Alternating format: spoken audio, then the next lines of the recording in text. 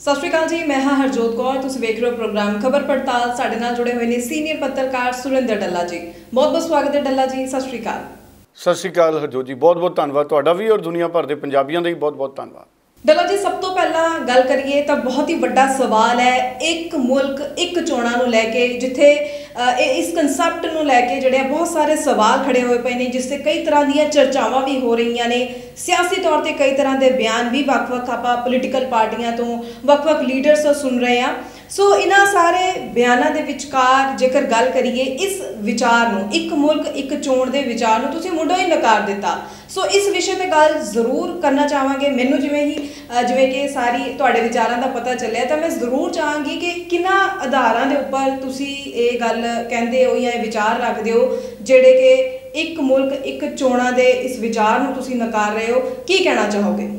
हरजोत जी, बहुत ही महत्वपूर्ण तुहाडा सवाल है। एक देश एक चोणां, ये विचार मैं बहुत इहदे ते वख-वख पहलू विचारे तो मैं इस नतीजे ते पहुंचा कि ये नहीं होना चाहिए। किते ना किते इस संघी ढांचे लई कोई बहुत सेहतमंद लकूला नहीं है, कोई फायदे वाला सौदा नहीं है। एक मुल्क एक चोणां बड़ा सधारण जा सवाल है। ये सवाल तुसी देश के किसी लीडर तो पुछ लो, चाहे प्रधानमंत्री साहब तो पुछ लो।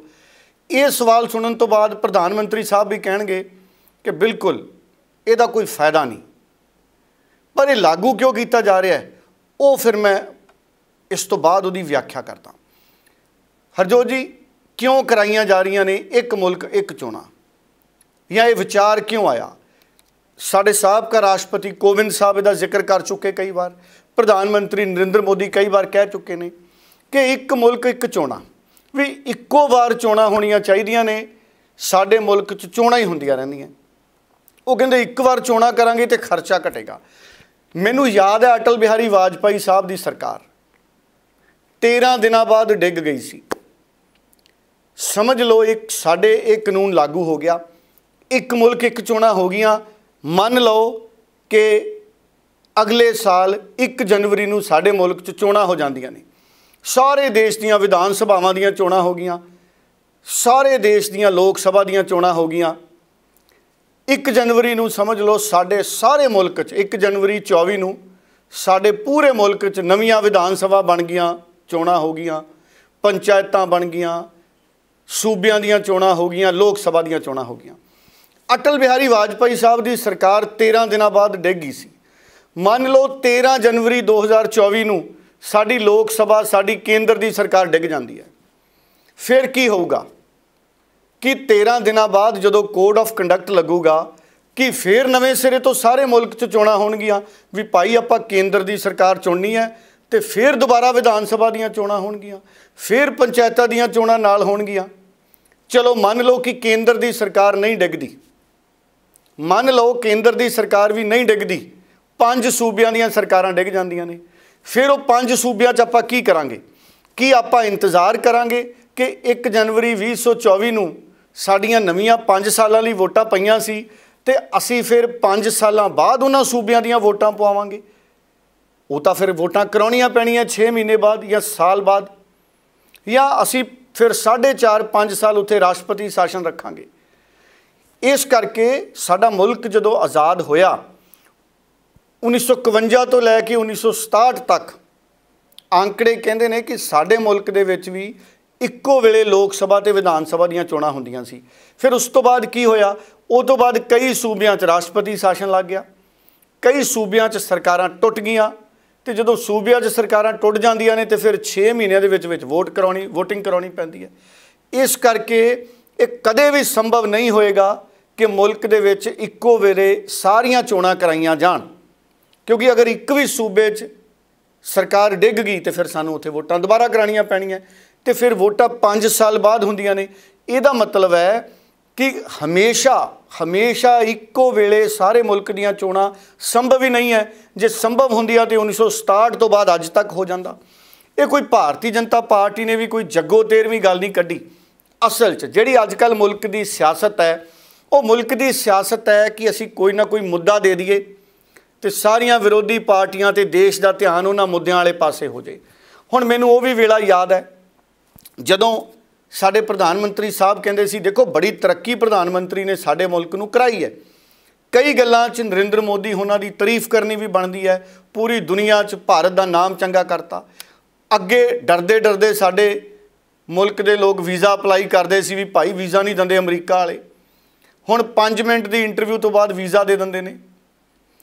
ਬਹੁਤ ਸਾਰੇ ਸਾਡੇ ਪ੍ਰਧਾਨ ਮੰਤਰੀ ਨੇ ਮੁਲਕ ਦੇ ਵਿੱਚ ਚੰਗੇ ਕੰਮ ਕੀਤੇ ਨੇ, ਇਕੱਲੇ ਨਰਿੰਦਰ ਮੋਦੀ ਨੇ ਨਹੀਂ ਕੀਤੇ। ਕੰਪਿਊਟਰ ਰਾਜੀਵ ਗਾਂਧੀ ਲਿਆਏ ਸੀ, ਇੰਦਰਾ ਗਾਂਧੀ ਸੰਜੀਵ ਗਾਂਧੀ ਵੇਲੇ ਮਰੂਤੀ ਕਾਰ ਆ ਗਈ ਸੀ। ਇਸ ਕਰਕੇ ਸਮੇਂ ਸਮੇਂ ਦੀਆਂ ਸਰਕਾਰਾਂ, ਅਟਲ ਬਿਹਾਰੀ ਵਾਜਪਾਈ ਸਾਹਿਬ ਨੇ ਬੱਸ ਤੋਰਤੀ ਪਾਕਿਸਤਾਨ। ਦੇਖੋ ਹੋਣ ਵਾਲੇ ਸਮੇਂ 'ਚ ਆ ਸਾਡਾ ਬਾਰਡਰ ਬੰਦ ਹੋ ਗਿਆ ਜਿਹੜਾ ਪਾਕਿਸਤਾਨ ਨਾਲ ਵਪਾਰ ਕਰਦਾ ਸੀ, ਪਰ ਉਹ ਮੈਚ ਚੱਲੀ ਜਾਂਦਾ। ਹੁਣ ਏਸ਼ੀਆ ਕੱਪ ਦਾ ਕਹਿੰਦੇ, ਹੁਣ ਏਸ਼ੀਆ ਕੱਪ ਚੱਲ ਰਿਹਾ, ਫਿਰ ਵਰਲਡ ਕੱਪ ਹੋਊਗਾ ਪਾਕਿਸਤਾਨ ਨਾਲ। ਸਮੇਂ ਸਮੇਂ 'ਤੇ ਸਰਕਾਰਾਂ ਦੇ ਜਿਹੜੇ ਫੈਸਲੇ ਨੇ ਉਹ ਆਪਣੇ ਹਿਸਾਬ ਨਾਲ ਹੁੰਦੇ ਨੇ। ਮੈਨੂੰ ਪ੍ਰਮੋਦ ਮਹਾਜਨ ਯਾਦ ਆ ਜਾਂਦੇ ਨੇ ਕਈ ਵਾਰੀ ਸਵੇਰੇ ਚਾਹ ਪੀਂਦੇ ਪੀਂਦੇ। ਉਹ ਕਹਿੰਦੇ ਸੀ ਫੀਲ ਗੁੱਡ ਫੈਕਟਰ। ਹੁਣ ਚਾਹ ਪੀ ਕੇ ਵੀ ਉਹ ਫੀਲ ਗੁੱਡ ਫੈਕਟਰ ਨਹੀਂ ਆਉਂਦਾ। ਲੋਕ ਡਰਦੇ ਹੀ ਰਹਿੰਦੇ ਵੀ ਚਾਹ ਪੀ ਕੇ ਕਿਤੇ ਗੈਸ ਨਾ ਬਣ ਜੇ, ਕਿਸੇ ਨੂੰ BP ਚੜ੍ਹ ਜਾਂਦਾ, ਕਿਸੇ ਨੂੰ ਸੁਸਤੀ ਪੈ ਜਾਂਦੀ। ਡਾਕਟਰ ਕਹਿੰਦੇ ਇਹ ਚਾਹ ਹੀ ਨਾ ਪੀਆ ਕਰੋ ਸਵੇਰੇ। ਸੋ ਉਹੀ ਗੱਲ ਹੈ ਵੀ ਹਰ ਗੱਲ ਦੇ ਬਹੁਤ ਸਾਰੇ ਤਰਕ ਨੇ। ਫਿਰ ਸ਼ਾਈਨਿੰਗ ਇੰਡੀਆ ਬਣਾਤਾ ਸੀ ਪ੍ਰਮੋਦ ਮਹਾਜਨ ਸਾਹਿਬ ਨੇ, ਕਹਿੰਦੇ ਸ਼ਾਈਨਿੰਗ ਇੰਡੀਆ। ਫਿਰ ਡਾਕਟਰ ਅਬਦੁਲ ਕਲਾਮ ਆਏ, ਬੜੇ ਸਿਆਣੇ ਸਾਡੇ ਰਾਸ਼ਟਰਪਤੀ ਸੀ, ਬੜਾ ਸਤਿਕਾਰ ਹੈ। ਉਹ ਕਹਿੰਦੇ ਸੀ ਮੈਂ 2022 ਤੱਕ ਇੰਡੀਆ ਨੂੰ ਵਿਕਸਿਤ ਦੇਖਣਾ ਚਾਹੁੰਦਾ। ਸਾਡੀ ਹੋਣ ਵਾਲੀ ਸਰਕਾਰ ਕਹਿੰਦੀ ਅਸੀਂ 47 ਤੱਕ ਵਿਕਸਿਤ ਮੁਲਕ ਬਣਾਂਗੇ। ਇਹਦਾ ਮਤਲਬ ਹੈ 22 ਤੋਂ 47, 22 ਦੂਣ 44 ਤੇ 6, ਅਸੀਂ ਹਜੇ ਵੀ ਲਗਭਗ 27-28 ਸਾਲ ਪਿੱਛੇ ਹਾਂ ਜੇ ਵਿਕਸਿਤ ਵੀ ਅਸੀਂ ਹੋਣਾ ਤਾਂ। ਉਹ ਬੜੇ ਦਿਲਚਸਪ ਜਿਹੇ ਅੰਕੜੇ ਨੇ। 1 ਕਰੋੜ ਨੌਕਰੀਆਂ ਦੀ ਗੱਲ ਆਈ ਸੀ। ਦੇਖੋ ਆ ਮੇਰੇ ਕੋਲੇ ਅੰਕੜੇ ਨੇ, ਵੱਖ-ਵੱਖ ਸੋਸ਼ਲ ਮੀਡੀਆ ਦੀਆਂ ਖਬਰਾਂ ਨੇ। ਕਹਿੰਦੇ ਨਵੰਬਰ 22 2013, ਅੱਗੇ ਪਿੱਛੇ ਹੋ ਸਕਦੇ 1-2 ਦਿਨ, ਭਾਈ ਗੁੱਸਾ ਨਾ ਕਰ ਲਿਓ ਕਿਤੇ ਦਿਨ ਨਹੀਂ ਮਿਲਿਆ। ਨਵੰਬਰ 22 2013 ਨੂੰ ਪ੍ਰਧਾਨ ਮੰਤਰੀ ਨਰਿੰਦਰ ਮੋਦੀ ਨੇ ਇੱਕ ਬਹੁਤ ਵੱਡਾ ਪ੍ਰੋਮਿਸ ਕੀਤਾ ਸੀ। ਕੈਂਡੀਡੇਟ ਸੀ ਉਦੋਂ ਮੋਦੀ ਸਾਹਿਬ, ਪ੍ਰਧਾਨ ਮੰਤਰੀ ਨਹੀਂ ਸੀ, ਪ੍ਰਧਾਨ ਮੰਤਰੀ ਦੇ ਉਮੀਦਵਾਰ ਸੀ। ਜਦੋਂ ਮਨਮੋਹਨ ਸਿੰਘ ਦੀ ਸਰਕਾਰ ਸੀ, ਅੰਨਾ ਹਜ਼ਾਰੇ ਦਾ ਅੰਦੋਲਨ ਸੀ, ਅਰਵਿੰਦ ਕੇਜਰੀਵਾਲ ਜਦੋਂ ਐਂਟੀ ਕਰਪਸ਼ਨ ਦੇ ਖਿਲਾਫ ਅਭਿਆਨ ਚਲਾ ਰਹੇ ਸੀ, ਜਦੋਂ ਅਰਵਿੰਦ ਕੇਜਰੀਵਾਲ ਸਾਹਿਬ ਲਿਸਟ ਦੱਸਿਆ ਕਰਦੇ ਸੀ ਵੀ ਆਹ ਵੀ ਉਹ ਹੈ, ਆਹ ਵੀ ਉਹ ਹੈ, ਆਹ ਵੀ ਉਹ ਹੈ, ਆਹ ਵੀ ਉਹ ਹੈ, ਆਪਾਂ ਨੂੰ ਪਤਾ ਹੀ ਹੈ ਉਹ ਕੀ। ਬਾਅਦ 'ਚ ਕੇਜਰੀਵਾਲ ਸਾਹਿਬ ਨੇ ਸੌਰੀ ਵੀ ਫੀਲ ਕੀਤੀ ਸੀ, ਉਹ ਵੀ ਸਾਨੂੰ ਯਾਦ ਹੈ ਦਿਨ। ਉਦੋਂ ਮੋਦੀ ਸਾਹਿਬ ਨੇ ਵਾਅਦਾ ਕਰਤਾ, ਚੋਣ ਵਾਅਦਾ ਕਹਿ ਲਓ, ਜਿਹੜਾ ਪੂਰਾ ਨਾ ਹੋਵੇ ਉਹ ਚੋਣ ਵਾਅਦਾ। ਕਹਿੰਦੇ ਸੀ 1 ਕਰੋੜ ਨੌਕਰੀਆਂ ਹਰ ਸਾਲ।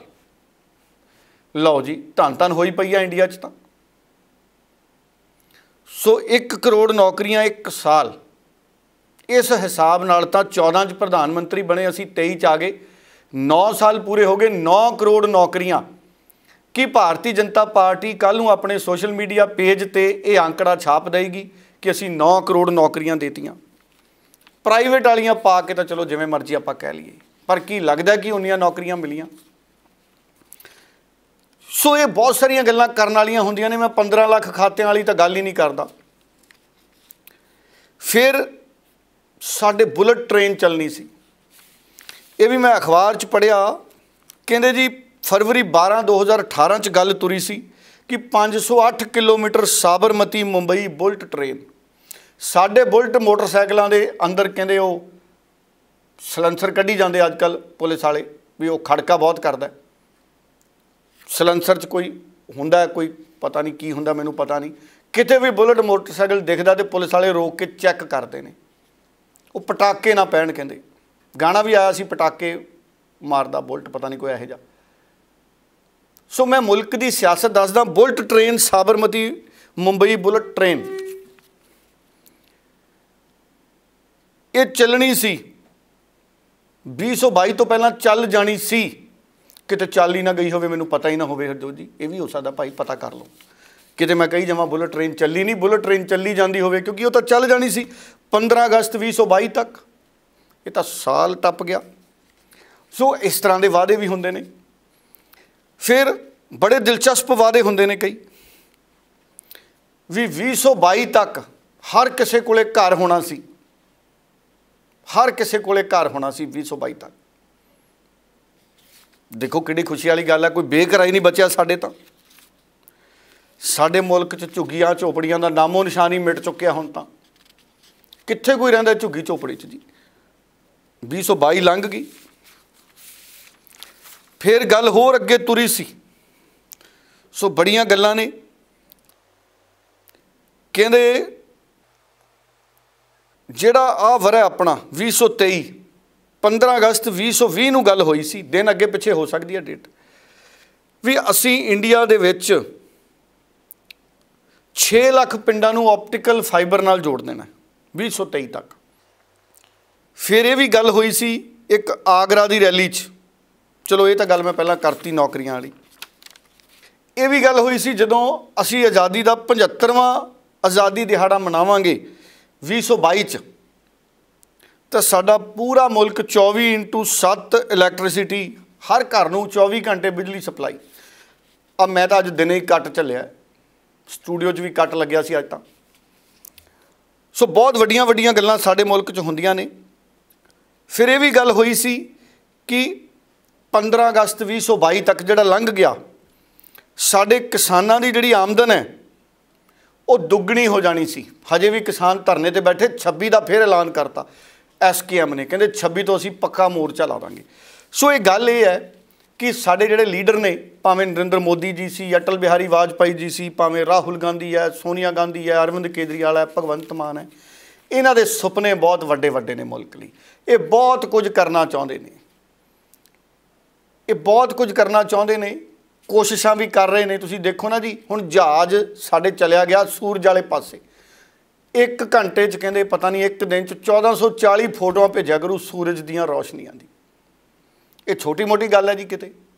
आ किन्ने दिन हो गए साडा एक ओ क्राफ्ट, मून क्राफ्ट चंद्रमा ते तुरया फिरदा, टायर लग्या उहदे। ये किते छोटी गल है जी। छोटी गल की है? सिलेंडर की कीमत 200 रुपए घटनी, ये छोटी गल है। पेट्रोल डीजल की कीमत ना घटनी, ये छोटी गल है। ये कोई गल्लां चों गल है जी? गल चंद्रमा ते देखो मून चल गया, टैलीविजन वाले बड़े खुश, कई खबरां चलाउण लग गए भी उत्थे आउंदे समय च प्लाट कट्टे जाणगे। इत्थे प्लाट हजे मिलते नहीं, DC रेट वधी जांदा है। हुण कोई वड्डी गल नहीं, टैलीविजन चैनल वाले थोड़े दिनों बाद सूरज नूं जफ्फा पा लैण भी। लोग कही जाते हैं सूरज गर्म है, वो तो ठंडा है, कुछ नहीं पता हुंदा। टैलीविजन च भी साडे बहुत विग्यानी ने। सो इसे करके साडा मुल्क क्यों पूरी दुनिया, साडे दुनिया के जिहड़े लीडर ने वो बहुत वड्डे वड्डे सुफने विखाउंदे ने, क्योंकि तां ही मुल्क तरक्की करते हैं जे सुफने विखाए जाणगे। जे सुफने ही नहीं होणगे तो साडा टीचा की होऊगा। इस करके सुफनियां दा जिउंदे रहना बड़ा जरूरी है। एक शायर भी कहंदा सी कि सुफने मर गए तो फिर काहदी जिंदगी।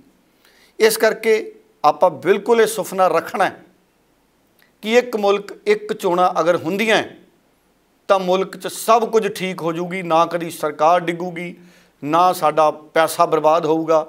इक्को वारी चोणां होणगियां ते अगले 5 सालां लई सारा कुछ वधिया हो जूगा। की इतराज़ है सुफनियां दा? बाकी हजे तां इहदे ते कमेटी बनी है साबका राष्ट्रपति साहब की अगवाई च।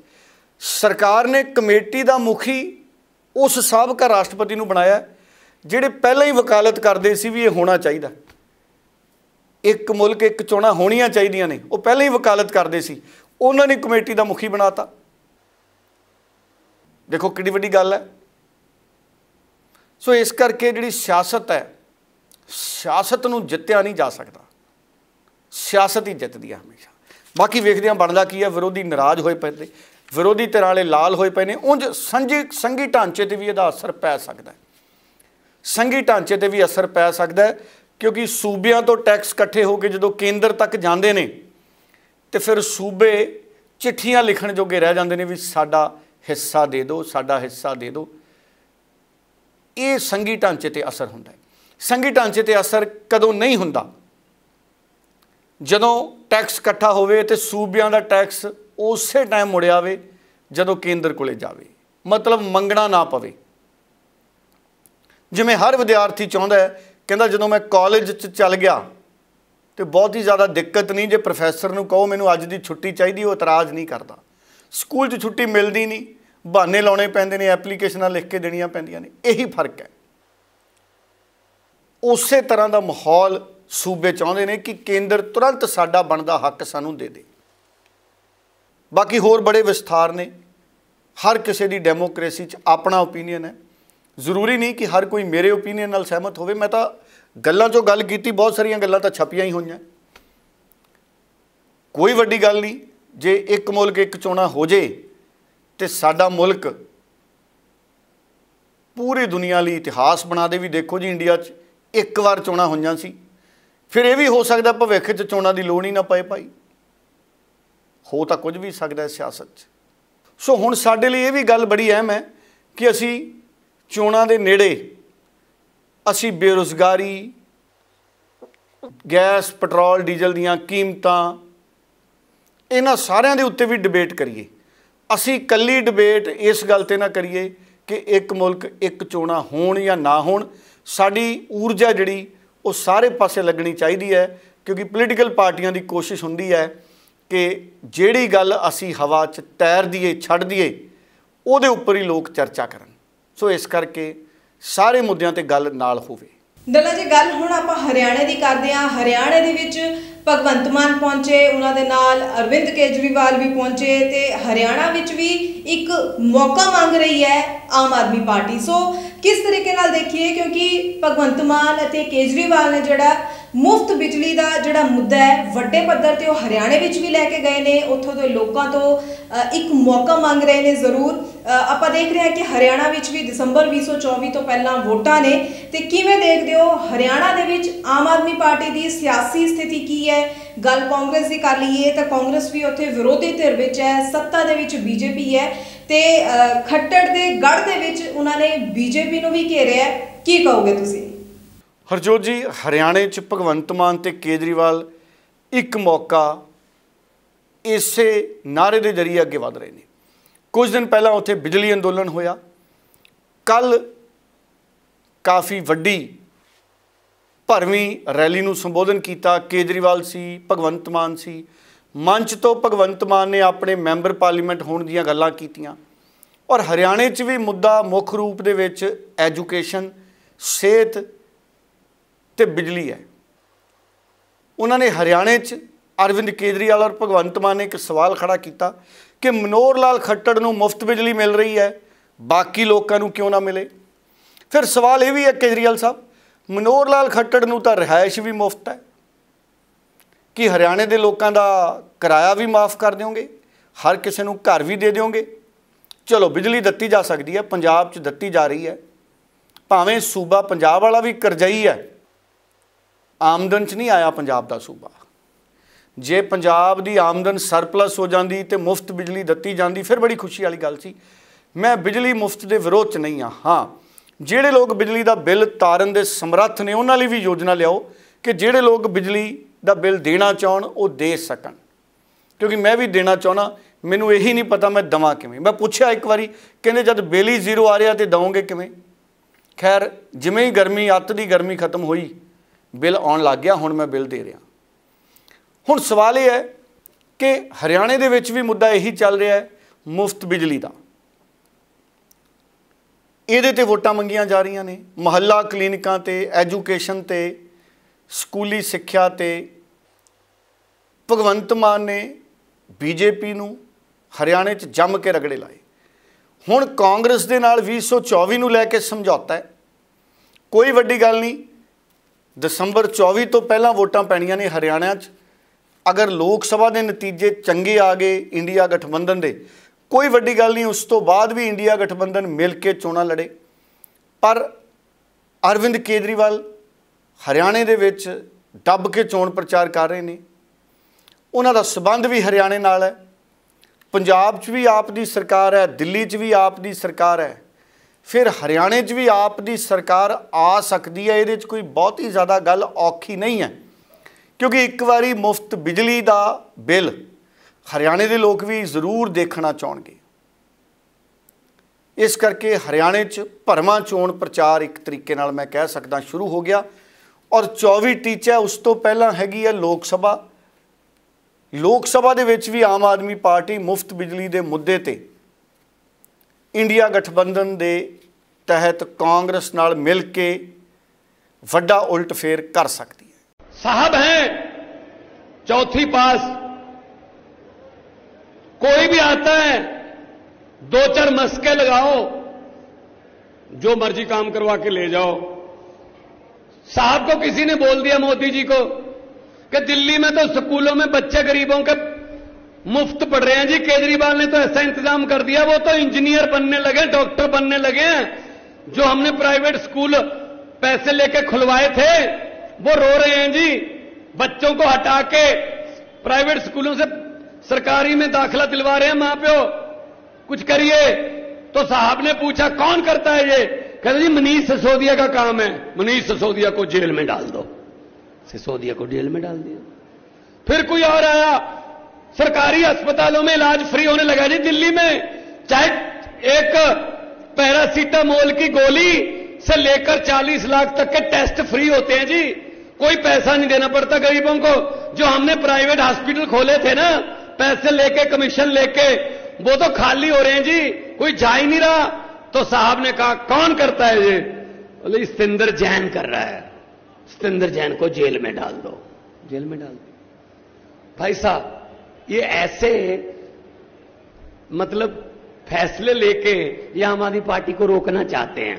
आम आदमी पार्टी एक दरिया का नाम है और दरिया अपना रास्ता खुद बनाता है, दरिया का कोई किनारा नहीं होता। डल्ला जी, हुण गल नवजोत कौर सिद्धू की कर लेने आ। नवजोत कौर सिद्धू भी अजकल जो है बहुत सरगर्म नज़र आ रहे हैं। हालांकि उन्होंने कैंसर का इलाज भी चल रहा है, पर अपने कैंसर के इलाज के नाल उन्होंने समाजिक सरगर्मियां भी जो है नाल जरूर आप चलदियां देख रहे हैं। की कहना चाहोगे उन्होंने जो हुण सरगर्मियां चल रही हैं इन्हां सब के उपर? बिल्कुल, कैंसर के इलाज के नाल डॉक्टर नवजोत कौर सिद्धू सरगर्म हुए ने। कल पटियाले एक खूनदान कैंप दे विचों गए। तस्वीरां तुसीं देख रहे हो, कई लोगों ने खूनदान किया। पुलिस दे साडे जवान भी खूनदान कैंप दे विच पहुंचे, उन्होंने अपना खूनदान किया। बड़ियां चंगियां तस्वीरां ने, वर्दीधारी जवान खूनदान करते हुए। बीबी नवजोत कौर खुद कैंसर तो पीड़ित ने, पर हुण सरगर्म हो गए ने। आउंदे दिनां 'च ये भी योजना है कि वो आप मैडिकल कैंप लाउणगे। हुण डॉक्टरां ने उन्होंने ये मंजूरी दे दी है कि वो बाहर घरों जा सकते हैं, लोकां 'च विचर सकते हैं।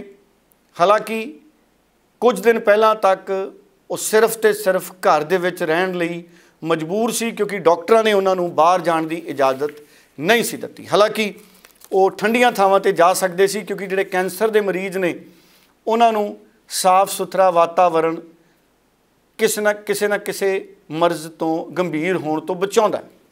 सो कैंसर पीड़ितां लई साफ सुथरी हवा लाजमी दसी जाती है। सो वो बाहर आते जाते रहे, धार्मिक थावां ते भी गए। मलोट भी जाके आए डॉक्टर नवजोत कौर सिद्धू, जिथे एक किसान मेला सी, उत्थे भी जाके आए। और लगातार डॉक्टर नवजोत कौर फिर ये वकालत करते हैं कि जे पंजाब की किसानी नूं खुशहाल करना है तो जिहड़ी अफीम की वपारक खेती है पंजाब दे विच शुरू करनी चाहिए है। डॉक्टर अब्दुल कलाम ने राष्ट्रपति हाउस दे विच मैडिसिनल क्लीनिक बनाता सी। वो बूटियां दा उन्होंने उत्थे पार्क बनाता, क्लीनिक नहीं पार्क बनाता, जिहड़े बूटे दवाइयां की तरह वरते जाते हैं, जिवें तुलसी का बूटा है, जिवें अफीम का बूटा, या होर बहुत सारे बूटे ने जिहड़े दवाइयां 'च वरते जाते हैं। सो इस करके एलोवीरा जिहड़ा अजकल आपां पीने आ, ये बहुत सारे मैडिसिनल प्लांट ने जिन्हां दे विच दवाइयां की ताकत है, तो उन्होंने दवाइयां 'च वरत्या जाता है। सो मलोट जाके भी डॉक्टर नवजोत कौर सिद्धू ने अफीम की खेती की फिर वकालत की। इहदे नाल पंजाब की किसानी खुशहाल हो सकती है, क्योंकि पंजाब कणक झोने के चक्कर च उलझिया पिया है, तो मौसम ते हड़ साडियां फसलों नूं भी बर्बाद ते खराब करते रहते हैं। उधर जेकर गल करिए डल्ला जी सुखबीर सिंह बादल की, तो सुखबीर बादल ने भी भगवंत मान की सरकार के उपर तिखे सियासी हमले किए ने। पत्रकारों नाल गल करते हुए सुखबीर बादल ने तो इत्थों तक कह दिता कि भगवंत मान नूं तां मुख मंत्री के अहुदे तो भी अस्तीफा दे देना चाहिए। सो ये होर की उन्होंने पत्रकारों को कहा, तो होर किहड़े-किहड़े तिखे सियासी हमले किए ने भगवंत मान की सरकार नूं लैके, खुल के पूरी जानकारी जरूर दर्शकों नाल सांझी करियो। सुखबीर बादल भी लगातार सरगर्म ने, पार्लीमेंट दीयां चोणां नेड़े ने। उंज ਇਹਦੇ 'ਚ कोई दो राय नहीं है कि भावें चोणां ना भी होण सुखबीर बादल सरगर्म रहिंदे ने, पर जिवें जिवें चोणां नेड़े आ रहीआं ने उन्हां दी सरगर्मी भी वध गई और भगवंत मान ते सुखबीर बादल दे अटैक भी वध गए। उंज भगवंत मान भी गल्लां गल्लां 'च सुखबीर बादल ते निशाने विन्हदे रहिंदे ने ते सुखबीर बादल भी हुण भगवंत मान दे सामणे बयानां दे विच सिद्धे हो चुके ने। कल भी उन्होंने गल की, वो कहते अगर आम आदमी पार्टी की सरकार पंजाब लई कुछ करना चाहती है तो वह अस्तीफा दे दे। सो इस तरीके के बयान सुखबीर बादल भी दे रहे हैं। सो किसानों के मुआवजे की मंग भी कर रहे हैं। हालांकि सुखबीर बादल एक देश एक चोणां की वकालत कर चुके हैं। इस दे बावजूद कर चुके हैं सुखबीर बादल कि कई बारी अकाली दल की सरकार टुटी है, राष्ट्रपति शासन लग्या। फिर सवाल उही आ गया, एक चोणां एक देश, अगर एक बारी सारिया मुल्क च चोणां हो जाण ते अकाली दल की सरकार होवे ते जे इत्थे राष्ट्रपति शासन लग जे तो की सुखबीर बादल साहब इंतजार करनगे कि जदों दोबारा 5 साल बाद वोटां होण उदों ही सूबे दीयां वोटां होण, या सुखबीर बादल साहब कहणगे कि राष्ट्रपति शासन ना लगे नवें सिरे तो वोटां कराओ। भाव कि एक देश एक चोणां ये बहुता कामयाब अज तक रहा नहीं, पर अकाली दल प्रधान ने यह बयान क्यों दिता, ये हैरानी वाली गल है। बाकी वो सियाणे बहुत ने, मैंबर पार्लीमेंट ने, मेरा उन्हों का की मुकाबला। ये तुसीं मुलाजमां ते सिੱਟ रहे हो, अपनियां नाकामियां लुकाउण ते लगे है ते हर फैसला अज करते हैं अगले दिन वापस ले लेंदे है। ऐ जे मैं तुहानूं 100 फैसले दस दूंगा जिहड़े हर रोज़ लेंदे है ते वापस ले लेंदे है। कारण इसलिए है कि कारण सारिਆਂ ਦਾ इसलिए है इन्हां नूं कोई तजर्बा नहीं, इन्हां नूं कल्ला लुट्टण दा तजर्बा है। यह सरकार का इक्को एक एजेंडा है कि पंजाब तो ये खजाने चों पैसा कड्डो, उस नूं आम आदमी पार्टी नूं दुनिया हिंदुस्तान के कोने कोने जिताउण वास्ते लाओ। 750 करोड़ रुपया पंजाब के खजाने चों कढ़ के दूजे सूबे के इश्तिहार दे के, अखबारां च इश्तिहार दे के, बैनर पोस्टर ला के उत्थे ला रहे हैं। तुसीं देख लो कितनी बेइंसाफी है। तकरीबन 10,000 करोड़ का नुकसान पंजाब के किसानों का होया, गरीब का होया। हड़ करके कल्ला मुआवजा दिता 186 करोड़, पर पिछले साल के अंदर 750 करोड़ कल्ला इश्तिहारां ते लाया है, झूठे इश्तिहारां ते। जे आ 750 करोड़ मुआवजे ते ना लाउंदे इश्तिहार, मैं कहना अगे 3 साल भी ना लाउण, 20-25 हज़ार एकड़ एक हर गरीब नूं किसान नूं मिल सकता है, घर भी उधर रिपेयर हो सकते हैं। पर नहीं, इन्हां नूं कोई परवाह नहीं करती। बहुत बहुत धन्यवाद डल्ला जी तुहाडा कि तुसीं इन्हां सारियां खबरां दे उपर पूरी जानकारी दर्शकों के नाल सांझी कीती है। दर्शकों का भी धन्यवाद करदे हां प्रोग्राम के नाल जुड़े रहण दे लई ते इसे दे नाल मैनूं यानी कि हरजोत कौर नूं भी दिओ जी इजाजत। धन्यवाद, बहुत बहुत धन्यवाद जी।